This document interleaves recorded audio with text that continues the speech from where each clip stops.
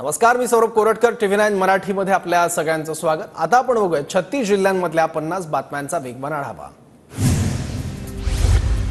दमदार पावसामुळे पवना नदीने रौद्र रूप धारण केलं. पुणेकरांची पुढील 6 महिन्यांची पाण्याची चिंता मिटली. पर्यटन नगरी लोणावळ्यात ढगफुटी सदृश्य पाऊस. 24 तासात तब्बल 275 मिलीमीटर पावसाची नोंद. रस्त्यांना नदीचं स्वरूप. लोणावळ्याच्या मळवली परिसरातील 20 ते 22 पर्यटकांचं रेस्क्यू. शिवदुर्ग रेस्क्यू टीमच्या प्रयत्नामुळे पर्यटकांना सुखरूप काढलं.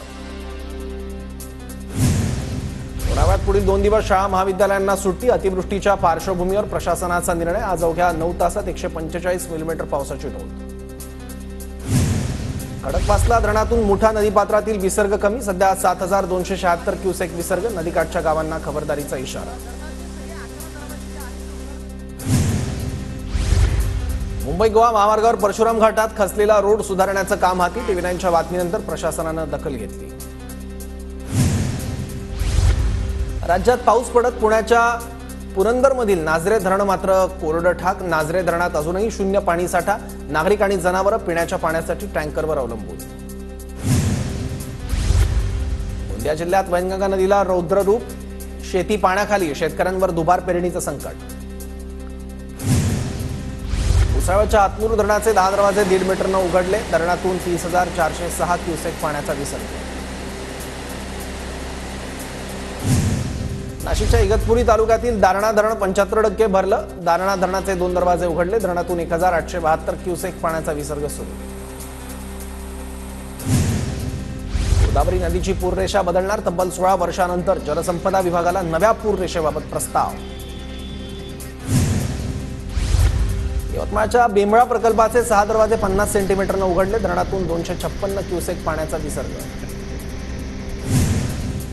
कोल्हापुरातील कृष्णा पंचगंगेच्या संगमावरील श्री क्षेत्र नृसिंहवाडी मंदिर पाण्याखाली. कोल्हापूर, सांगली, सातारा आणि घाटमाथ्यावर जोरदार पाऊस. परिसरातील नागरिकांना स्थलांतरित होण्याचं आवाहन.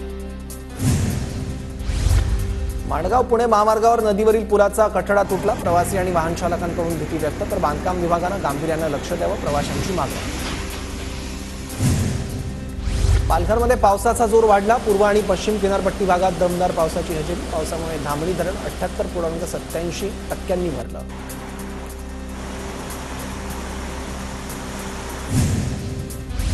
विरारमध्ये मुख्य रस्त्यावर गुलमोहराचं झाड उन्मळून पडलं. सुदैवानं कोणतीही जीवितहानी नाही. अनधिकृत टपऱ्यांचं मात्र नुकसान. महाबळेश्वरमध्ये ऑर्थर सीट पॉइंट परिसरात जाण्यास बंदी. मुसळधार पावसामुळे संभाव्य धोका लक्षात घेत जिल्हा प्रशासनाची खबरदारी. भंडाऱ्याच्या वैनगंगा नदीने धोक्याची पातळी ओलांडली. नागरिकांना सतर्कतेचा इशारा.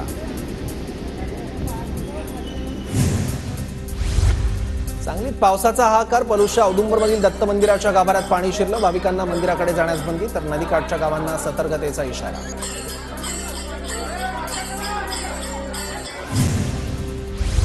धाराशिवमध्ये बसस्थानकाची दयनीय अवस्था. मुसळधार पावसामुळे बसस्थानकात पाणी साचलं. प्रवाशांना नाहक त्रास. नंदुरबारच्या तळोदा तालुक्यातील इच्छा गव्हाण लघु पाटबंधारेला गळती. पावसामुळे बांधाच्या भिंतीला लिकेज. 20 कोटी खर्च करूनही धरणाचं काम निकृष्ट. चंद्रपुरात पावसाची संततधार. आतापर्यंत सरासरी 62% पावसाची नोंद.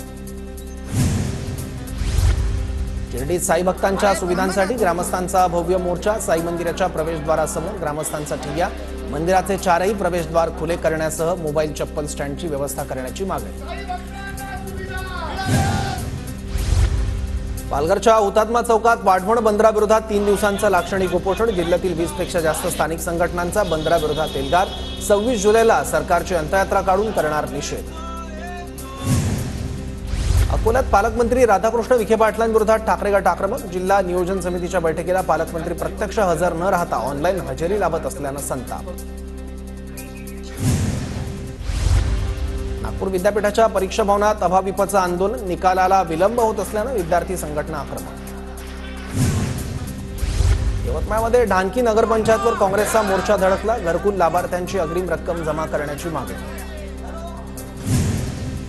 रत्नागिरीत विजेच्या लपंडावावरून ग्रामस्थ आक्रमक. महावितरणच्या कार्यालयावर ग्रामस्थांची धडक. संतप्त ग्रामस्थांचा अधिकाऱ्यांना जाब. सोलापुरात राज्य सरकार विरोधात प्रहार संघटनेचा मोर्चा. महापालिका आरोग्य विभागाच्या अधिकाऱ्यांची बेकायदेशीर नियुक्ती रद्द करा. लक्ष्मी विष्णू मिलच्या कामगारांना घरं द्या. कार्यकर्त्यांची मागणी. ठाण्यात अर्थसंकल्पाविरोधात शरद पवार गट आक्रमक. महाराष्ट्र द्वेषी अर्थसंकल्प म्हणत सरकारचा निषेध. ठाण्यातील शासकीय विश्रामगृहाबाहेर सरकार विरोधात जोरदार घोषणाबाजी. सोलापुरात चिखलठाण ते कोगाव मार्गासाठी मागील 3 ते 4 दिवसांपासून 4 जणांचं उपोषण. 2 उपोषणकर्त्यांची प्रकृती गंभीर. प्रशासनाकडे दखल घेण्याची ग्रामस्थांची मागणी. बुलढाण्यात अर्थसंकल्पाविरोधात शरद पवार गटाची निदर्शनं. अर्थसंकल्पात महाराष्ट्रासोबत दुजाभाव केल्याचा आरोप. धुळे शहरातील मातोश्री वृद्धाश्रमाजवळ बिबट्याचा वावर. बिबट्याचा मुक्त वावर वाढल्यानं नागरिकांमध्ये भीतीचं वातावरण.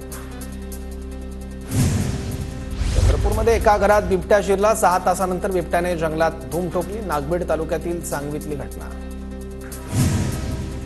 सिंधुदुर्गच्या कणकवलीमधील नांदगाव बाजारात शालेय विद्यार्थ्यांनी भरवला आठवडी बाजार. विद्यार्थ्यांना विक्री कौशल्याची ओळख व्हावी यासाठी राबवण्यात आला उपक्रम. श्री क्षेत्र ओझरमध्ये भाविकांची दर्शनासाठी गर्दी. संकष्टी चतुर्थी निमित्त भाविकांकडून मनोभावे पूजा अर्चा.